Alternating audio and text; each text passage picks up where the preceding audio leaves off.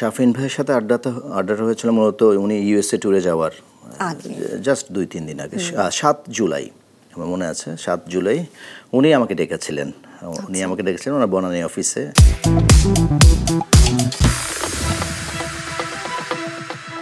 দর্শক, আজ আমরা বিনোদন সারাদিন স্টুডিওতে আমন্ত্রণ জানিয়েছি জুকে। গানের জগতের মানুষ এই নামেই তাকে ভালোবেসে সম্বোধন করে। বহুমুখী প্রতিভার জু একাধারে একজন সঙ্গীত শিল্পী, সুরকার, সঙ্গীত পরিচালক, সঙ্গীত প্রযোজক, গীতিকার এবং সাউন্ড ইঞ্জিনিয়ার। হ্যাঁ দর্শক, ঠিক ধরেছেন, তিনি জুয়েল মোরশেদ। আজ 1 অগস্ট, একটি বিশেষ দিন। আজ জুয়েল মোরশেদের জন্মদিন, আর এই বিশেষ দিনে আমরা তাকে আমাদের স্টুডিওতে আমন্ত্রণ জানিয়েছি। চলুন দর্শক, কথা বলি বার্থডে বয়ের সঙ্গে। Happy birthday to you, happy birthday to you, happy birthday dear জু, happy birthday to you. Thank you so much. কেমন আছেন? সময়টা কেমন যাচ্ছে? হ্যাঁ, বার্থডেতে আসলে দিনটা ভালো যায়। আর আমি বাবা মা ভাই বোন সবাই মিলে, ইনক্লুডিং আমার এক গুচ্ছ শালাশালি আছে, সব মিলে লাস্ট নাইট মানে ওরা আমি জানি যে আসবে, কিন্তু ঘুরে ফিরে সারপ্রাইজটা হয়ে যায়, কিন্তু জানা থাকে সেটা। এবং সেটাই জানতে চাই, বিশেষ দিনে আসলে আজকে কি কি করলেন এবং দিনটি শেষ করবেন কিভাবে? আমার জন্মদিনের আবহাওয়াটা মূলত শুরু হয় 31 জুলাই থেকে। এটা কারণ হচ্ছে 31 জুলাই আমার বাবা আমার বিবাহ বার্ষিকী। এবং এবার এটা আরো বেশি স্পেশাল, 59তম তাদের বিবাহ বার্ষিকী। তো আমরা যেটা করি, আগের দিন থেকেই তাদের জন্য কেক নিয়ে আসি, আমরা ভাই বোনরা একত্র হই, আব্বা আম্মা, তাদেরকে একসাথে নিয়ে কেক কাটি। তো তখন থেকেই আমার জন্মদিনে শুরু হয়ে যায়। জন্ম মৃত্যু বিয়ে তো আসলে জীবনের 3টি অবধারিত সত্য বিষয়। এই মুহূর্তে দুজন বিশেষ ব্যক্তির প্রয়াণ নিয়ে কথা বলতে চাই। ব্যান্ড তারকা শাফিন আহমেদের মৃত্যুর 1 সপ্তাহ আগেও তো তার সাথে আপনি আড্ডা দিয়েছিলেন, একসাথে বসে গল্প করেছিলেন। সেদিন আসলে আপনাদের মাঝে কি কথা হয়েছিল, বা সেই দিনটির গল্প যদি একটু জানতে চাই, সেই দিনটির কথা শুনতে চাই। শাফিন ভাইয়ের সাথে আড্ডাটা হয়েছিল মূলত উনি ইউএসএ ট্যুরে যাওয়ার জাস্ট 2-3 দিন আগে 7 জুলাই আমার মনে আছে 7 জুলাই উনি আমাকে ডেকেছিলেন ওনার বনানী অফিসে। অনেকক্ষণ ছিলাম, প্রায় 2-2.5 ঘন্টার মতো ছিলাম। কাজ যেহেতু আমি অনেক আগে থেকেই তার সাথে কানেক্টেড, তো বেশ কিছু জিনিস, প্লাস হচ্ছে যেহেতু তারা সিনিয়র, তাদের থেকে আমরা অনেক সলা পরামর্শ পাই, অনেক সাজেশনস পাই প্ল্যানিং নিয়ে, বা নিজে কোনো প্ল্যানিং করতে আটকে গেলে তাদের সাথে কথা বললেও অনেক সাজেশন চলে আসে, সলিউশন চলে আসে।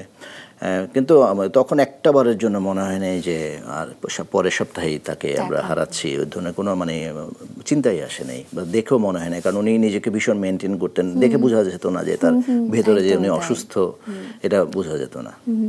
শাফিন আহমেদের কোন স্মৃতিগুলো আপনার খুব বেশি মনে পড়ে এই মুহূর্তে, বা এখনকার কথা? শাফিন ভাই, ওনার একটা ভালো গুণ ছিল, উনি অ্যাডমায়ার করতে পারতো বা করতো।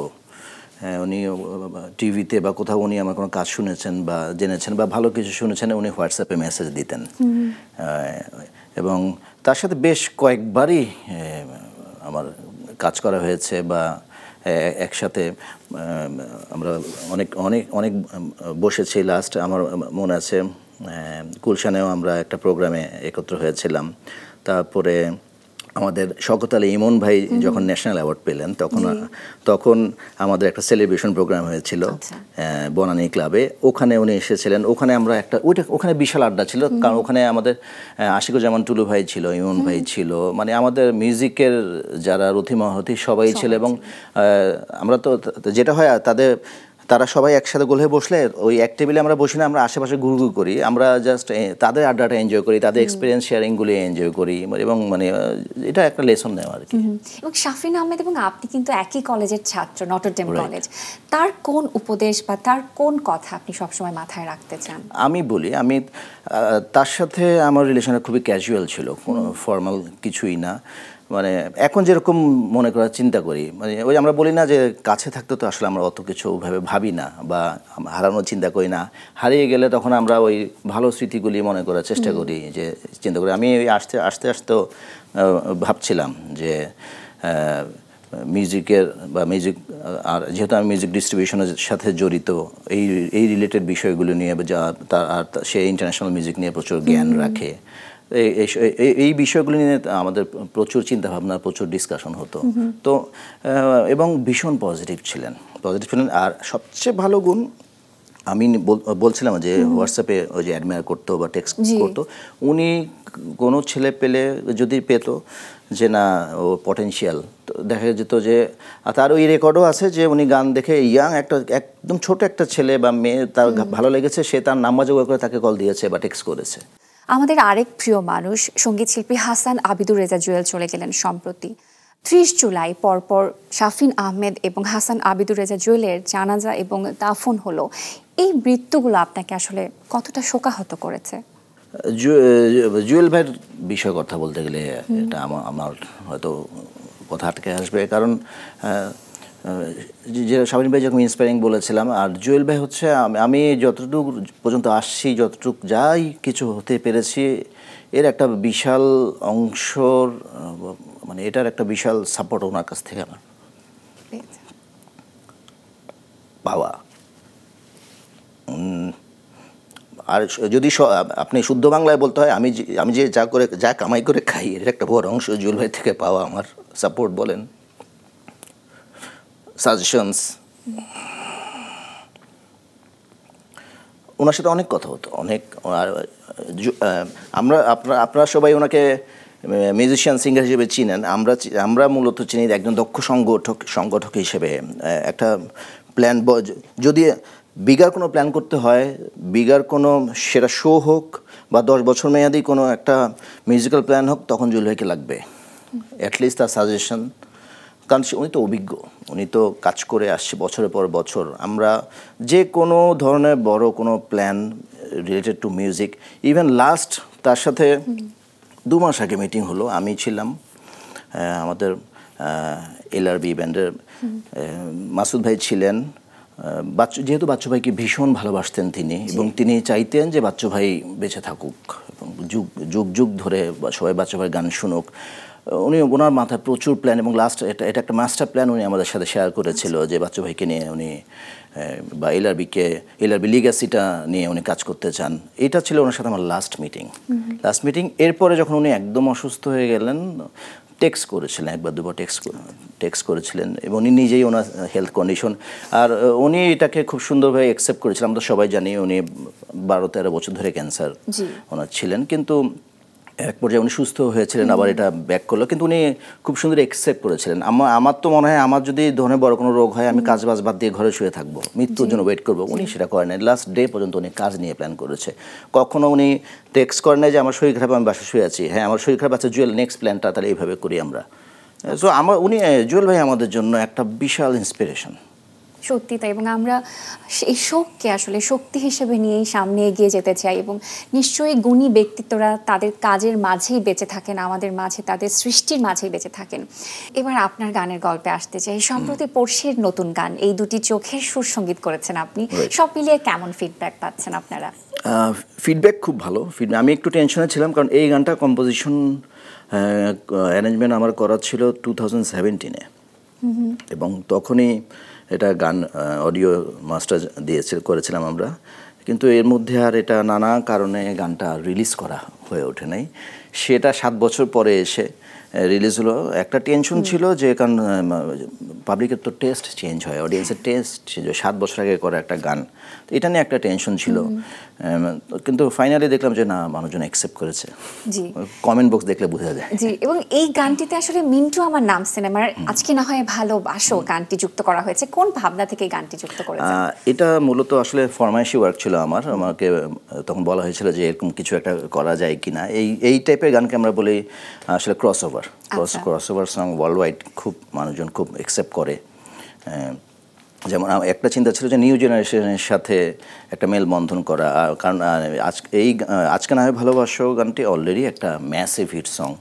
সো এই টাইপের গানের সাথে কে নিয়ে ক্রসওভার করা, সেটা আরও বেশি চ্যালেঞ্জিং থাকে, যে হয় ভীষণ গালাগালি খাবো, আর নাহলে মানুষজন খুব অ্যাপ্রিশিয়েট করবে। তো প্রথমটা হয় নাই, বেঁচে গেছে, মানুষজন অ্যাকসেপ্ট করেছে, অ্যাপ্রিশিয়েট করেছে, এবং ইভেন গানটি মূল ক্রিয়েটর যারা ছিলেন তাদের সাথেও তাদের থেকে পারমিশন নিয়ে আমরা কাজটি করেছি। এবং গত বছর আপনাকে আমরা পেয়েছি নতুন একটা গানের মধ্য দিয়ে পাপ সিনেমার টাইটেল সঙের মিউজিক করেছেন আপনি। আসলে সিনেমার গানে কাজের এক্সপিরিয়েন্স কেমন ছিল একটু শুনবো। সিনেমার গান করা মানে হচ্ছে একটা লার্নিং প্রসেস, চ্যালেঞ্জ তো আরও অনেক বেশি, কারণ প্রত্যেকটা যে 4.5 মিনিটের জন্য আমি গানটা করেছি, প্রতি 10 সেকেন্ড পরপরই কী মোমেন্ট আসছে, কি মানে কি দৃশ্য, ওইটা যখন বর্ণনা করে ওই অনুযায়ী গানটা ছকে ছকে বাঁধতে হয়, লিরিক বলেন বা মিউজিক বলেন, ওইটা চ্যালেঞ্জিং। আমি শুরুতে যতটা সহজ ভেবেছিলাম যে সিনেমার গানে, এটা ততটাই কঠিন। আর সেই সাথে কিন্তু এটাও জানতে ইচ্ছে করছে যে সিনেমার গানে আসলে আপনার এতদিন পরে ডেবিউ কেন হলো? আমি আসলে ফুল টাইম মিউজিশিয়ান, এটাও ট্রু, কিন্তু আমি আসলে অনেক বেশি মিউজিক ডিস্ট্রিবিউশন, মিউজিশিয়ানস ওয়েলফেয়ার এগুলো নিয়ে কাজ করছি। কারণ কেউ না কেউ তো একটু ব্যাকএন্ডে কাজ করতে হবে, ব্যাকগ্রাউন্ডে কাজ করতে হবে, তো ওটা নিয়ে অনেক বেশি ছিলাম। এইটার সময় আমি জানি না কেন, এটা যে ডিরেক্টর সৈকত নাসের, সে আমাকে বলল যে না, এই গানটা আমি আপনার আগে কিছু ট্র্যাক শুনেছি, আমার মনে হচ্ছে যে এই টাইপের ট্র্যাকটা আপনি পারবেন, আপনি একটু করেন। তো এটা 2 দিনের মধ্যে আমাদের রেডি করা। এই গানটা লিরিকটা করেছিল সুইজ সুফিয়ান। এবং আমরা যতদূর জানি 2 যুগ আগে 2000 সালে সাউন্ড ইঞ্জিনিয়ার হিসেবে আপনার এই যাত্রা শুরু হয়, কাজ শুরু হয়। যদি জানতে চাই আসলে এই বিষয়টির প্রতি আপনি আগ্রহী কেন হয়েছিলেন সেই সময়? আমার প্ল্যান ছিল মিউজিক করার, তখন একটু শেখার, কিন্তু আমি যার সাথে কাজ করতাম তখন উনি আমার বস ছিলেন, ওনার একটা ব্যান্ড ছিল পেপার রাইম। পেপার রাইম ব্যান্ডের উনি ড্রামার ছিলেন, অনিন্দ কবির অভিক। তো তার আশেপাশে থেকেই টুকটাক একটু আগ্রহ হওয়া। পরবর্তীতে উনি আমাকে খুব ইন্সপায়ার করলো যে এখানে পটেনশিয়ালিটি আছে, তুই কাজ কর। ওর থেকে শুরু। বাট এটা আমার জন্য একটা বিশাল learning process, being a sound engineer. আর সবচেয়ে সুবিধা হয়েছে, সব যারা সিনিয়র মিউজিশিয়ান তাদের কাছে দ্রুত যেতে পেরেছি, এবং এটা অনেক ইম্পর্টেন্ট। বড়দের কাছে, ওই যে আগেও বলছিলাম যে তাদের কাছে থাকতে পারলেই একটা বিষয়, এটা অনেক সমৃদ্ধ হওয়া যায়। তো আমি 2012 পর্যন্ত আমি ফুল টাইম সাউন্ড ইঞ্জিনিয়ার ছিলাম। এবং অকৃত্রিম অ্যালবামের জন্য আপনি বেস্ট সাউন্ড ইঞ্জিনিয়ারের অ্যাওয়ার্ডও পেয়েছিলেন। যদি জানতে চাই আপনার কাছে যে আপনার মতে একজন দক্ষ সাউন্ড ইঞ্জিনিয়ারের কি কি গুণ থাকা প্রয়োজন? সবার আগে হচ্ছে লিসনিং পাওয়ারটা, মানে একজন অডিয়েন্স যেভাবে গানটা শুনে ওইভাবে না শুনে যত আরও ডিটেইলে শোনা যায়, বা একটা গান শুনে ওটার যত ডিটেইলিংটা করা যায় তত ভালো। এবং এটার একটা মাত্র সলিউশন হচ্ছে মোর অ্যান্ড মোর লিসনিং। যত বেশি আমরা শুনতে পারবো, যত বেশি গান শুনতে পারবো, যত বেশি ডিফারেন্ট জনরার গান শুনতে পারবো, আমার জন্য এটা তত আমার মিক্সিং ক্যাপাবিলিটি, আমার ক্যালিবার তত বেশি গ্রো করে। এবং 2010 সালে আপনার সঙ্গীত শিল্পী হিসেবে অভিষেক হয়, এবং আপনার একলা প্রথম অ্যালবামটি পরবর্তীতে ভারতেও প্রকাশিত হয়। প্রথম অ্যালবামের স্মৃতি নিশ্চয়ই সবসময় মনে থাকে, বা সেই সময়টার কথা নিশ্চয়ই এখনো মনে পড়ে। কোন স্মৃতিগুলো মনে পড়ে? সঙ্গীত শিল্পী হিসেবে আসলে সেটা অভিষেক না, ওটা আবির্ভাব। কারণ আগের দিনও আমি জানতাম না যে আমার গান কেউ শুনবে। ওটা হচ্ছে আমার বউ আমাকে বললো যে, আমি তো তখন বেশ কিছু গান বানাচ্ছিলাম, একটা গান তাহসান গাইলো, একটা গান বাপ্পাদা গাইলো, এভাবে করছিলাম। তো আমার একটা গান ছিল কোথায় যাবি বল তুই আমার ছেড়ে কোথায় যাবি। হ্যাঁ, এটা মূলত ছিল আমার স্ত্রীকে লেখা আমার চিঠি ছিল, বিয়ের পরপর লিখেছিলাম। তো ওইটা একটু রেডি করার পরে কনার সাথে আমার সাউন্ড ইঞ্জিনিয়ার হিসেবেই ওর সাথে আমার পরিচয় ছিল। ও জানতো না যে আমি গান করি বা করার কোনো সম্ভাবনা আছে। তো আমার বউ বললো যে এই গানটা পড়ে আছে, এই গানটাকে নিয়ে একটু কাজ করো। কারণ আমি সবাইকে বলতে চাই যে আমার জামাইকে সবাই চিনে, এরকম একটা কিছু। ও সবসময় আমাকে বলতাম, আচ্ছা ঠিক আছে, এই গানটা করে কনাকে তখন আমি রিকোয়েস্ট করি যে এরকম একটা গান ফিল্মের জন্য প্ল্যান করছি, তুমি গাও। আচ্ছা। তো কনা গাওয়ার পরে ওই ডেমো ভয়েসটা তো আমার ছিল। তো ও তখন বললো যে ডেমো ভয়েসটা কিন্তু খুব সুন্দর, ভালো গাইছেন কিন্তু আপনি। আমি তার আমি এক কাজ করে আমি ডুয়েট করতে চাই। তো ও তখন বলে যে না, ইট সাউন্ড সো গুড। সো তো এই শুরু। তারপরে আরও কিছু গান অ্যাড করে তখন তো আমরা ক্যাসেট সিডি রিলিজ করতাম, একসাথে 10টা গান 11টা গান। এই 2010-এ প্রথম অ্যাজ এ সিঙ্গার শুরু। কিন্তু আমি যেদিন আমার সিডিটা রিলিজ হয় ওই দিনও আমি খুব টেনশনে ছিল যে কে শুনবে, কী দরকার, শুধু কোম্পানি যে কোম্পানিটা ছাড়ছে যে সিরিজ, ওদেরও মনে হয় লস হবে। তবে এটার রেসপন্স ওই সময় ভীষণ ছিল, এবং সেটার সেটার এটা এখনো পাচ্ছি যে মানুষজন এখনো ওই গানের কথা বলে। এবং অনেক জনপ্রিয় শিল্পী আপনার সঙ্গীত পরিচালনায় কাজ করেছেন এবং অনেক শিল্পীর সঙ্গে আপনিও কণ্ঠ মিলিয়েছেন। 3 জন শিল্পীর নাম বলুন যাদের সাথে আপনি আসলে বারবার কাজ করতে চান। কণার নাম তো ফার্স্টেই আসবে, ওর সাথে আমার কাজের যেহেতু শুরু অনেকগুলো কাজ করেছি। পড়শির সাথে আমার অনেক কাজ করে এবং কমফোর্ট জোন, ওর সাথে ইভেন আমি তানজিবের সুরে একটা গান গেয়েছিলাম মন ভুইলা, সেটারও রেসপন্স হিউজ ছিল। এরপর হচ্ছে যদি আমি দেশে বাইরে বলি, সোমলতা আচার্য, ওনার সাথে আমি একটা বাড়ছে ভালোবাসা একটা গান গেয়েছিলাম এবং মানে তার সাথে গান গেয়ে এটা একটা ডিফারেন্ট এক্সপিরিয়েন্স ছিল এবং আমি বারবার চাই তাদের সাথে গাইতে। একবার আপনি বলেছিলেন যে আপনি ঢাকার বাইরে মিউজিক স্কুল করতে চান, আসলে সেই স্বপ্নের বাস্তবায়নে কতদূর এগিয়েছেন আপনি? অ্যাকচুয়ালি আমি নিজে যেহেতু কম্পোজার, আর এখন তো আসলে ফেসবুক, এখন আসলে ঢাকার বাইরে বা দেশের বাইরে বলে কোনো বিষয় নাই, এখন সব কিছু গ্রুপ চ্যাট নির্ভর হয়ে গেছে। তো আমারও যেরকম আমি বেশ ক বছর ধরে আমাদের কম্পোজার্স ডেন নামে একটা ফেসবুক গ্রুপ আছে, ওখানে যেটা করি আমরা যারা ইয়াং কম্পোজার্স আছে এবং বা যারা একটু পটেনশিয়াল, আমরা করি কি একটা কোল্যাব করার চেষ্টা করি, সবাইকে নিয়ে কোল্যাব করার চেষ্টা করি। একটা নতুন ইয়াং কম্পোজার সাথে একজন ম্যাচিউর কম্পোজার, তারা একসাথে মিলে কাজ করছে বা থিঙ্কিং, বা এমনও হয় আমরা মাসে 2 বা 3 বার আমরা বসি, আড্ডা দিই, গল্প করি, ওর মধ্যে দিয়ে ওই যে লার্নিং প্রসেসটা হয়। তো আমি বেসিক্যালি বিষয়টাকে এখন ওই ডিজিটালভাবে চিন্তা করছি বা ক্লাউড বেস চিন্তা করছি, বা অলরেডি আমরা এই জায়গায় অনেক দূর চলে গেছি। আপনি দীর্ঘদিন ক্লায়েন্ট সার্ভিস ডিরেক্টর এবং অনেক বাংলাদেশি ইউটিউব চ্যানেলের বিকাশক হিসেবে কাইনেটিক নেটওয়ার্কের সঙ্গে যুক্ত আছেন, একটু বিস্তারিত জানতে চাই। 2012 থেকে কাজ করছি। আসলে আমরা যখন শুরু করি ইউটিউব, তখন সবে ইউটিউবটা মনিটাইজেশন হয়েছে বা রেভিনিউ জেনারেট করছে, এবং ওই সময় আমাদেরকে পাইরেসির সাথে ফাইট দিতে হয়েছিল অনেক বেশি। তো আলটিমেটলি আমরা অ্যান্টি পাইরেসি মুভমেন্টের সাথে যুক্ত ছিলাম এবং অডিও ডিস্ট্রিবিউশন নিয়ে কাজ করেছি ওই সময়। এবং এখন আমরা রিসেন্ট আমরা BNE বাংলা নিউ ইরা নামে আমরা একটা প্রতিষ্ঠান পরিচালনা করছি, audio distribution, audio piracy, anti piracy এসব নিয়ে কাজ করছি এবং এটার রেজাল্ট আসলে খুব ভালো। রেজাল্ট ভালো, সেটা মিউজিক লেবেল হোক বা সেটা ইন্ডিপেন্ডেন্ট আর্টিস্ট হোক, সবাই এটার সুফলটা পাচ্ছে। আচ্ছা, এবং অনেক তো কাজের গল্প শুনছিলাম, একটু ব্যক্তিগত জীবনের গল্পে আসতে চাই। আপনার আদরের প্রিন্স চার্মিং, আপনার সন্তান জাহানানের তো আসছে 18ই আগস্ট, 6ষ্ঠ জন্মদিন সামনেই চলে আসছে এবং একই মাসে আপনাদের দুজনেরই জন্মদিন। একটু পার্থক্য আছে 1 এবং 18-তে, কিন্তু তারপরেও একই মাসে আসলে সেলিব্রেশনটা তো সেভাবেই হয়। এবং জাহানানের কিন্তু ইউটিউব ভিডিওগুলো অনেক জনপ্রিয় হয়েছিল। জাহানান এখন কেমন আছে বা এখন কি করে? ও ভালো আছে। ওর ফ্রেন্ডদের মধ্যে ও হিরো, ওর বিশাল একটা ফ্রেন্ড সার্কেল আছে, সেলিব্রিটি না। ওরা 5 জনের একটা গ্রুপ আছে, 5টা ফ্রেন্ড, এবং আমি খুব শীঘ্রই প্ল্যান করছি ওদেরকে নিয়ে জাহানানের চ্যানেলটা নিয়ে আবার কাজ করছি, ইউটিউব চ্যানেলটা নিয়ে কাজ করছি, ও ফেসবুক নিয়েও কাজ করছি, এবং খুব শিগগিরই ওর টিম নিয়ে হাজির হবে সবার সামনে। দীর্ঘ 25 বছর যাবৎ আপনি নিয়মিত রক্ত দিয়ে থাকেন। 2021 সালে দেখেছিলাম যে 60তম বারের মতো রক্ত দিয়েছেন। জানতে চাই যে সেই সংখ্যাটা এখন কত, আর আসলে কোন ভাবনা থেকে আপনি নিয়মিত রক্ত দিয়ে থাকেন? এটা আমি যখন কলেজে পড়তাম, আমরা তো রোটারি ক্লাব করতাম, Rotary club of Notre Dame কলেজের মেম্বার ছিলাম আমি। ওই তখন থেকেই, তখন তো কবে 3 মাস শেষ হবে ওই চিন্তা করে মানে লিখে রাখতাম।